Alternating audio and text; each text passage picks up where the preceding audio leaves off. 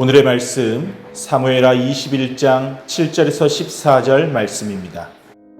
그러나 다윗과 사울의 아들 요나단 사이에 서로 여호와를 두고 맹세한 것이 있으므로 왕이 사울의 손자 요나단의 아들 무비보셋은 아끼고 왕이 이에 아야의 딸 리스바에게서 난 자 곧 사울의 두 아들 알모니와 무비보셋과 사울의 딸 메랍에게서 난 자 곧 무홀랏 사람 바르실레의 아들 아드리엘의 다섯 아들을 붙잡아 그들을 기브온 사람의 손에 넘기니 기브온 사람이 그들을 산 위에서 여호와 앞에 목매어 달매 그들 7사람이 동시에 죽으니 죽은 때는 곡식 베는 첫날 곧 보리를 베기 시작하는 때더라.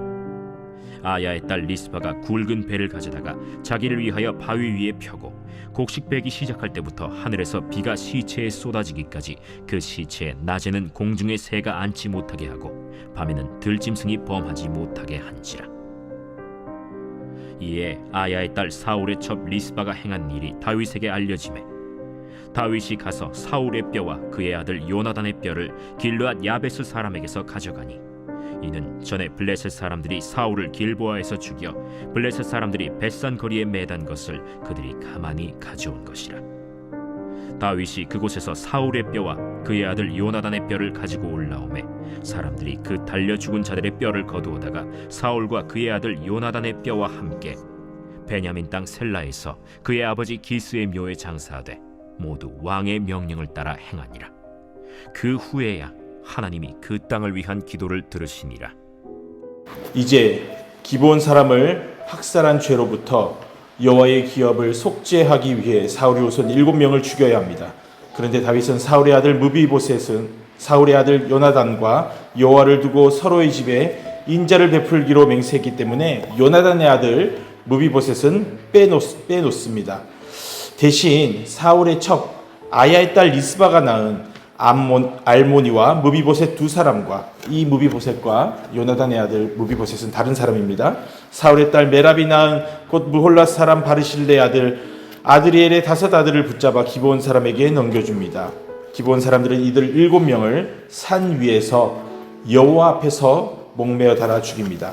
그리고 이날은 보리를 베기 시작한 첫날이었습니다. 율법에 따르면 사람을 나무에 달아 죽였을 경우에 시체를 밤새도록 나무 위에 두지 말고 그날에 장사해야 합니다. 왜냐하면 나무에 달린 자는 하나님께 저주를 받았기 때문에 여호와께서 기업으로 주신 땅을 더럽히면 안 되기 때문입니다. 그런데 사울의 자손 7명은 속죄를 위한 제물의 성격을 지니고 있었기 때문에 그들의 죽음이 하나님 앞에 온전한 속죄로 받아들여지기까지, 그러니까 다시 말해서 하나님의 진노가 풀려서 그 땅에 비가 내릴 때까지 나무에 달아두기로 결정한 것 같습니다. 그 당시에 시체가 새와 들짐승의 먹이가 되는 것은 굉장히 치욕스럽고 모독스러운 일이었습니다. 그래서 사울의 첩 아야의 딸 리스바는 굵은 배를 바위 위에 펴고 낮에는 공중의 새가 밤에는 들짐승이 시체를 훼손하지 못하도록 지키고 있었습니다.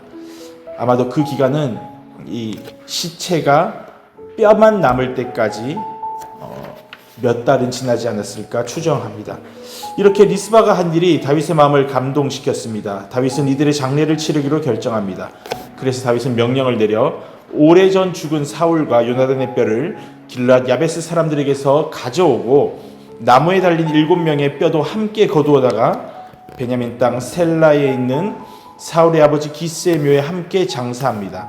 그 후에야 하나님께서 그 땅을 위해 드리는 기도를 들어주십니다. 어제와 오늘 이틀 동안 우리는 한 사람의 죄가 어떤 영향을 미치는지에 대해서 살펴보았습니다. 사울이 자기 열심으로 행하였지만 그 열심이 여호와의 뜻에 반하였고 무고한 생명을 죽인 대가를 이스라엘 전체가 함께 치러야 했습니다.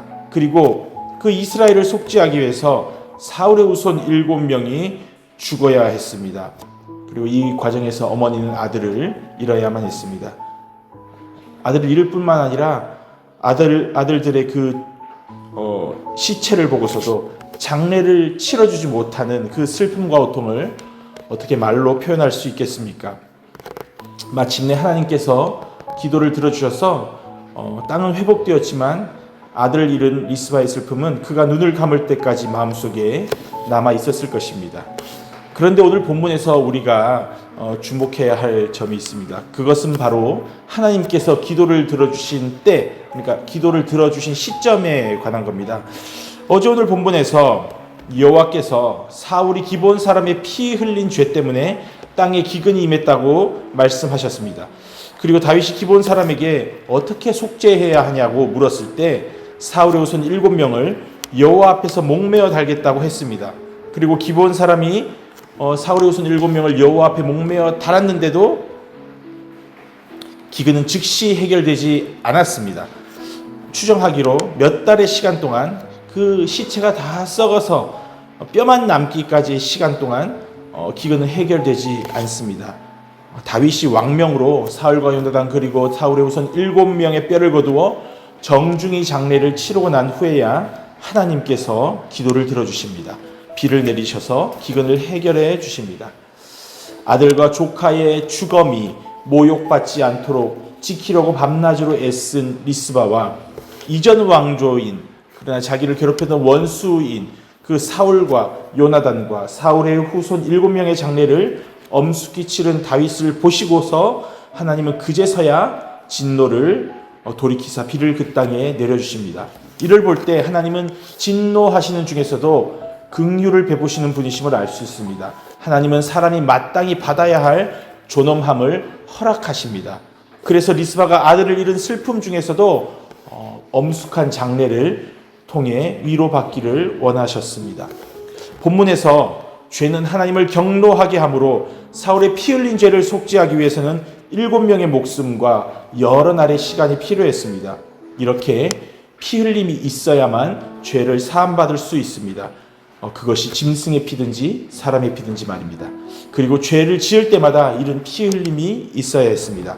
그런데 하나님은 우리의 죄를 위해 단 한 번의 희생제사로 완전한 속죄를 이루셨습니다. 바로 우리 주 예수 그리스도께서 십자가에서 죽으심으로 죄에 대한 하나님의 거룩한 공의의 요구를 영원히 완전하게 충족시키셨습니다. 그러므로 예수님을 믿는 자는 누구나 죄를 용서받고 구원을 얻습니다. 사랑하는 사도교회 성도 여러분, 이렇게 죄의 결과가 무겁고 두렵습니다.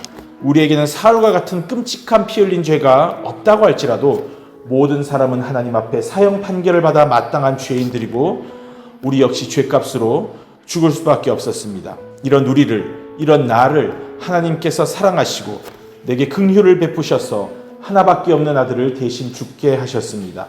내 죄를 용서하시고 나를 죽음에서 건져내어 살리기 위해 우리 주 예수 그리스도께서 십자가에서 가장 끔찍하고 치욕스럽고 비참한 죽음을 당하셨음을 기억하기를 원합니다. 예수님이 피 흘리시고 생명을 내어주심으로 완전한 속죄의 은혜를 우리에게 부어주셨으니 우리는 그 은혜 받은 자로서 오직 예수 그리스도의 은혜 안에서만 살아가기를 원합니다. 죄를 경계하고 멀리하며 죄를 떠나고 죄를 이김으로 하나님의 은혜에 감사하는 삶을 살아가길 간절히 소망합니다.